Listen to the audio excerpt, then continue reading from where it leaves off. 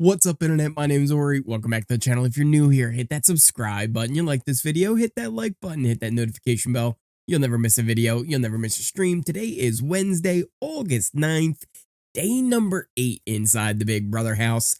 And as I was getting ready to record this, something kind of broke. It's actually something I had missed when it initially happened. But I've gone back and I've watched it. Kind of broke on Twitter's where I saw the clip going around. Luke said something in the house, and we'll address it at the end of the video, because if I start talking about it now in the beginning of this video, it's going to kind of bring my energy level to a different place. And I want to give you guys the best update I possibly can for yesterday's live feeds before we get into that. And plus, it happened very late at the end of the night, so chronologically it fits to talk about towards the end of the video. So before we get into that, because it's going to be a thing, let's talk about what happened yesterday and where we left off. So we left off with a really wild day, and I was really looking forward to this update and today's video and yesterday's feeds, mainly because I wanted to see the fallout of what happened with Cameron.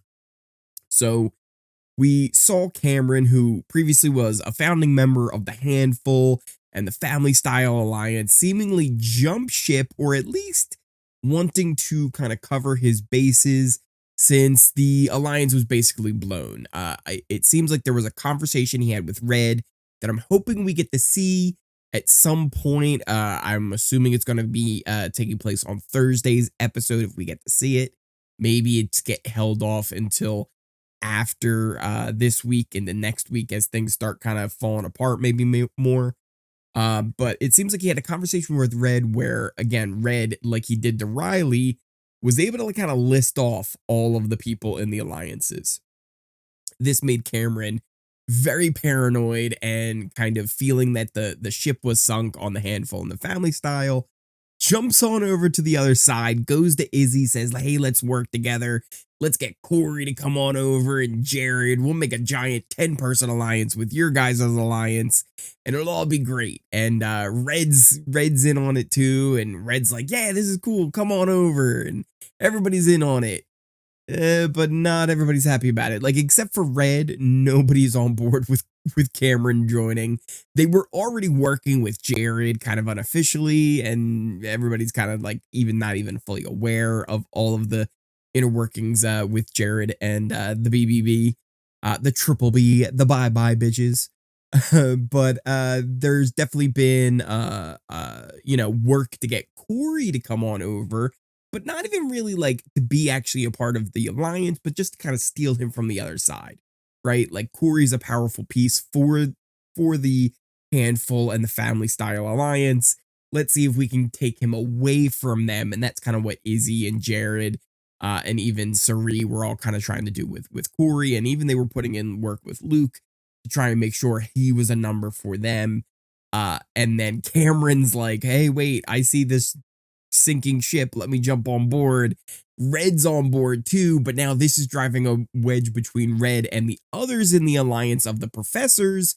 So it's just been wild. So what would the fallout be on the feeds after all that went down? Because not only did Cory do all that, he then went to Reilly, told her, you better go to Cirie and basically beg for mercy. So what was going to happen? What was Reilly going to do? Was she going to fill in the rest of her alliance on what Cameron did? How was this all going to play out? Like, what we were going to see with Red and the professors and the triple B? What was going to be? Because it was going to be very interesting to see how this was going to play out. First off, we ended up getting Izzy and Mecole kind of filling in Hisam on everything that was happening with Red and Cameron, and them kind of coming over and doing this like 10-person super alliance. Hisam was kind of heartbroken to hear about it, but also like ready to move on. He's like, all right, cool, we're gonna move on. We don't need Red, like, we're good. Reilly didn't actually seem to fill in Jag, Blue, America. Not even sure she filled in Matt on what happened with Cameron. She did have a conversation with Cory, where she talked about it and at first was kind of dancing around it, but then eventually was like, yeah. Like, I know about Cameron and everything. And they were like, okay, yeah, I don't know what's going on with each side and all this stuff. And Cory was just kind of saying, like, at the end of the day, here's the other weird part. Cameron, like, keeps trying to, like, almost gaslight Reilly into being like, yeah, I'm doing this all for you. And, like, I got your best interest at heart no matter what. Like, he's got this weird thing where he thinks that, like, she reminds him of his daughter, but, like, he's only, like, in his, like, early 30s. She's in her early 20s. So, like, age difference doesn't really make a lot of sense. And it's really wild.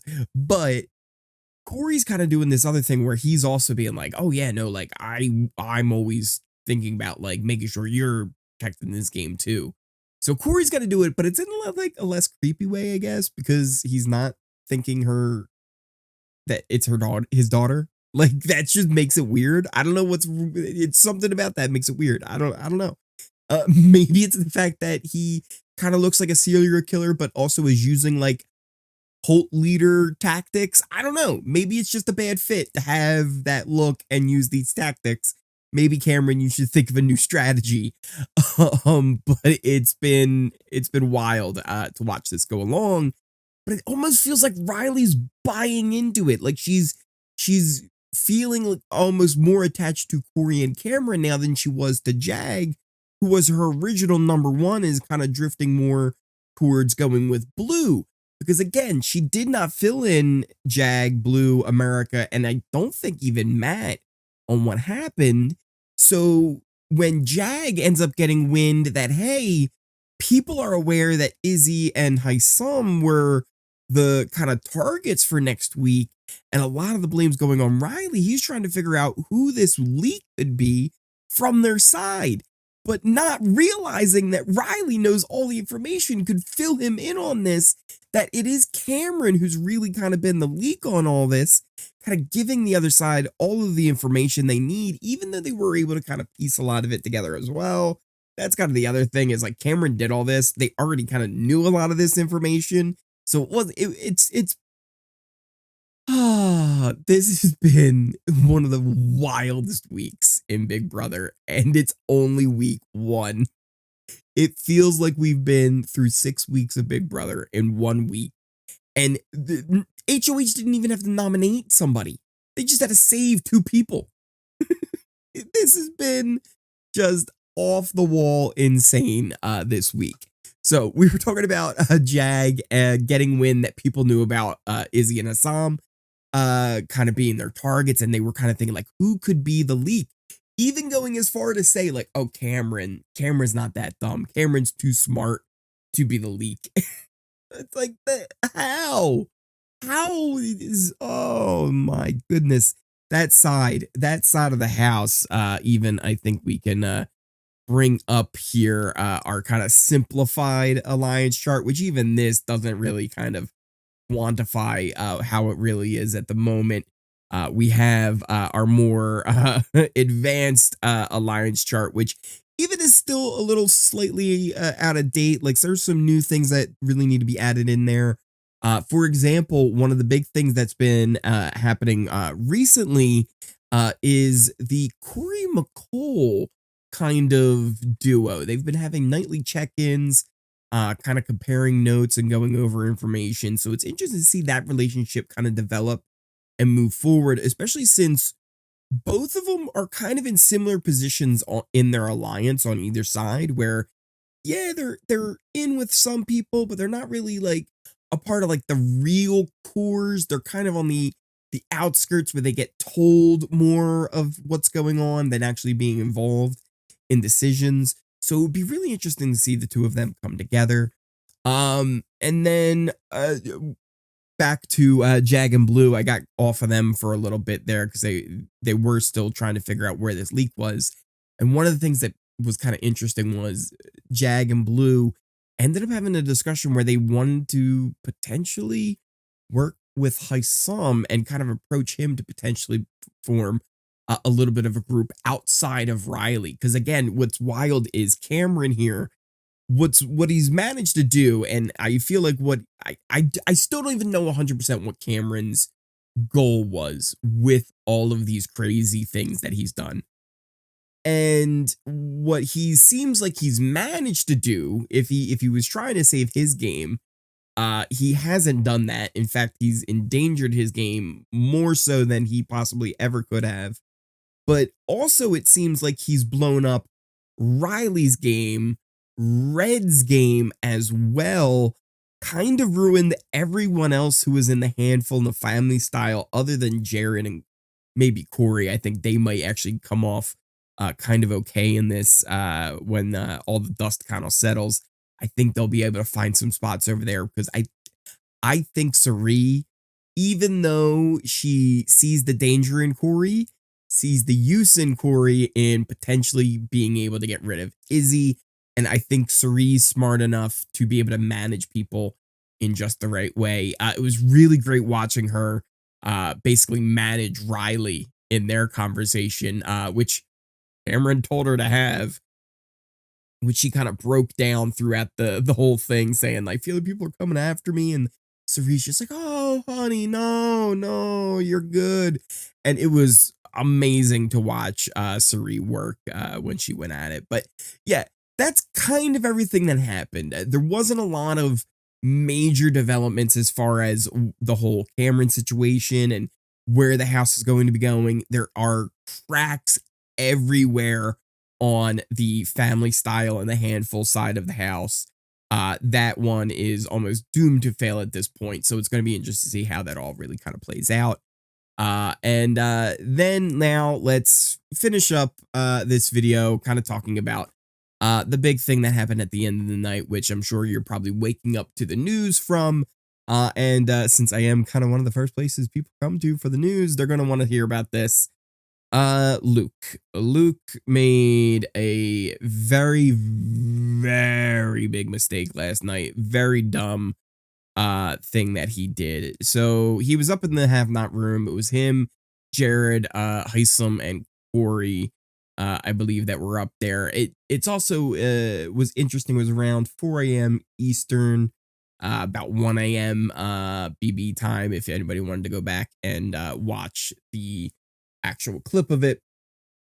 And the timing of it was kind of interesting because one thing to note is there's a delay on the feeds, right? Like they have a bit of a few minutes there built in where they can, know what's going to be fed and they can kind of dump it. That's why a lot of times the Be Right Back screens will come up and they'll be up for a bit of an extended period of time because they're building up that delay where they basically kind of go, okay, we can dump this footage, pause here, and then pick up where we need to.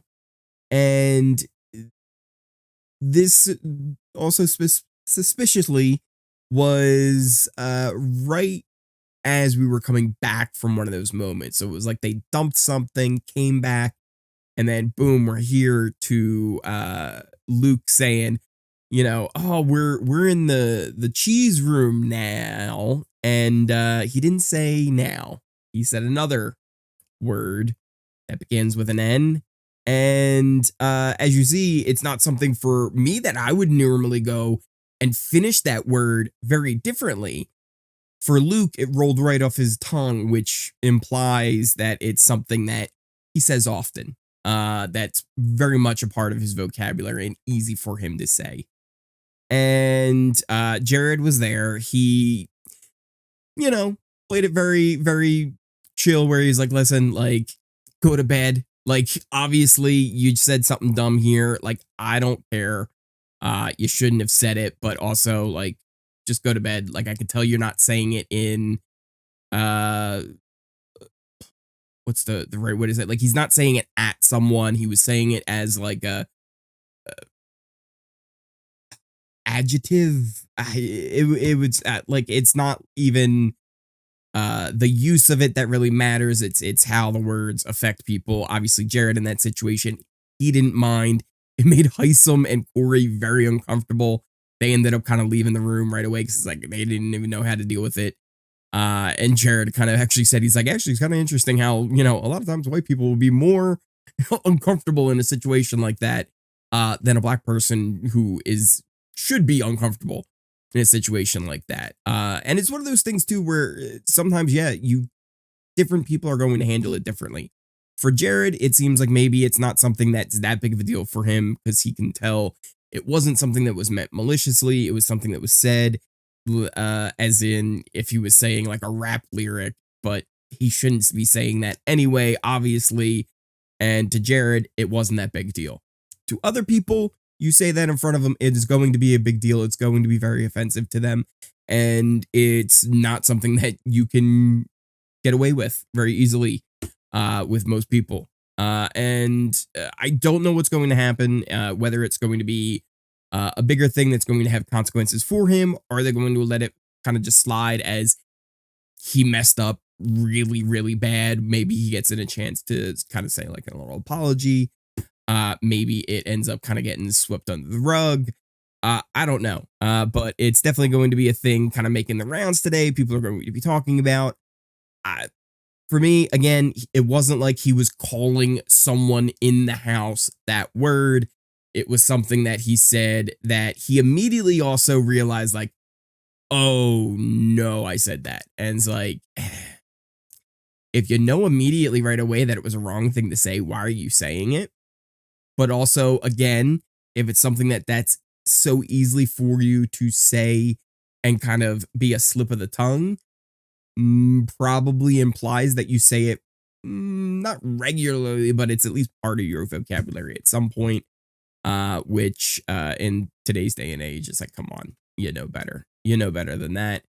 So very disappointed to hear this from Luke, and we just see how this all plays out. But let me know what you guys think in the comments down below about everything going on with, I guess, with the Luke situation. I guess we'll wait and see. Again, it happened very late at night. We'll see if there's any response from Big Brother. I'm sure there's going to be lots of response from people on the internet from this. And I think there's going to be a lot of different takes on it, right? There's going to be some people who are very offended by it. Some people who, you know, I think are kind of like me, was like, I can see the offense, but also, who am I to be the one to say whether or not it's offensive or not? If somebody takes offense to it, they take offense to it, and that's their right. But also, do we police words? And it's like, but words have consequences. It's one of those things, and it stinks when you have to have these conversations in general. Like anytime this kind of stuff comes up, it's like, ah, great, we have to have this conversation again. But it's important to have these conversations, right? Again, for example, something that Jared said was like, oh, sometimes it feels like white people are more awkward in those situations. And yeah, you know what? Sometimes it can be because you want to support the person who it should be awkward for, right? Whether it's a race thing, whether it's someone who's being homophobic, whatever the situation is, anytime someone is just bullying someone else, saying something negative towards someone else, or saying something negative about a particular group of people, and there's someone of that group of people in the room at that moment, you almost want to take their lead on it there. Because let's say you take really offense to that word, but that person didn't really, and you then make it a big deal. Now you're making it even more uncomfortable for them. You could pull them aside and later in the moment, but it's a weird situation, and maybe even I'm looking at it in a different way, right? Maybe they don't have the courage to even speak up in that moment as it happens, right? And maybe they were looking for you to be like, hey, that's not a cool thing to say. It's not as easy as there's one right answer for all of this. Again, especially because this is not a situation where he's calling someone the word. It's a very different situation. If he's attacking someone, saying to Jared, you are this, completely different situation we're talking about. This, it's tough. It obviously never should have said it, period. Never should have said it, period. But what is your response to it in that moment? Those can be more difficult conversations to have. And again, I think these are things that Big Brother can actually be that gateway to allow us to have those conversations that maybe we are a little bit uncomfortable to have normally. So yeah, I don't know. Who am I other than a stupid guy on the internet saying things into a microphone? I'm just a nori. Let me know what you guys think down in the comments down below. I love each and every one of you. Thank you guys all again so much for watching. If you are new here, hit that subscribe button. If you like this video, hit that like button, hit that notification bell. You'll never miss a video. You'll never miss a stream. Thank you guys again so much for watching, and I will see you next time. I think we solved it, guys. I think we fixed all the issues in the world. World peace now, right? Did we fix it in just one video? Yeah.